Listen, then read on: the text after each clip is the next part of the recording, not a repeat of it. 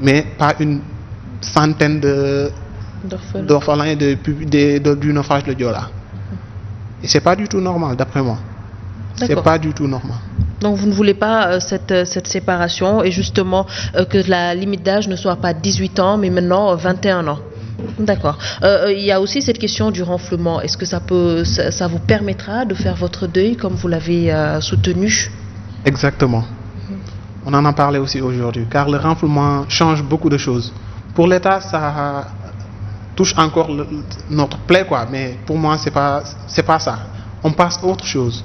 Chaque 26 septembre, je dis le mois de septembre, les orphelins ne s'assoient pas correctement, pensent tout le temps à leurs parents, ceux qui l'ont perdu. Mais faisons le renflouement du bateau. À Ziguinchor, à Dakar, c'est pas important. C'est juste de sortir le bateau de Joola, car nul ne veut pas voir ses parents dans l'eau, le traverser pour partir en Casamance et voir que ton père est dans l'eau et l'État du Sénégal n'a pas envie de les sortir. C'est pas du tout normal.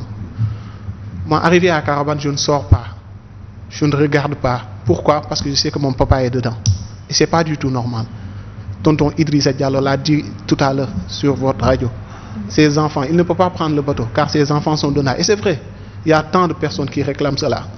Tout de suite au cimetière de Mbao, il y a une veuve qui m'a bousculé pour ça. Alassane, il faut parler du renflouement. C'est vrai, on doit parler du renflouement. Parce qu'elles en ont besoin. Elles veulent faire leur deuil. Il y a certains qui ont fait leur deuil, mais pas tout le monde. Alors, Abdoulaye, justement, pourquoi ce renflouement pose autant de problèmes? C'est un problème de politique générale, de volonté politique plutôt. Qu'est-ce qui se passe exactement?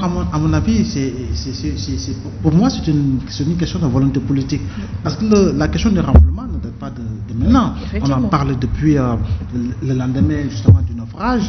On avait même estimé le coût, parce que des spécialistes en avaient parlé. On se souvient également d'Ali Haïdar qui a eu à jouer un rôle prépondérant autant dans le sauvetage que dans la question liée au renflouement du bateau. Maintenant, il est question de mettre ce qu'il faut pour renflouer le bateau et permettre à toutes ces familles notamment de faire leur deuil, parce que comme je dis, nous sommes au Sénégal, nous sommes en Afrique, un peu partout, nous avons nos croyances, nous avons nos cultures, nous avons nos traditions.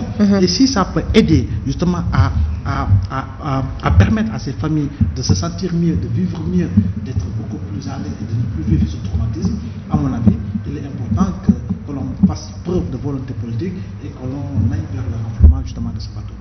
Alors oui, je vais venir à vous, mais votre dernier mot. Alors on aurait bien voulu vous avoir plus tôt sur le plateau pour recueillir justement, voir un peu l'état des lieux, voir un peu comment vous vous sentez, mais votre dernier mot malheureusement.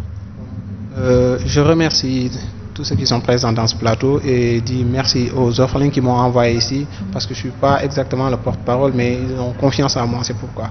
Bon, je passe le message que l'État doit prendre ses responsabilités et créer un centre de sécurité, car c'est les mêmes problèmes qui se répètent.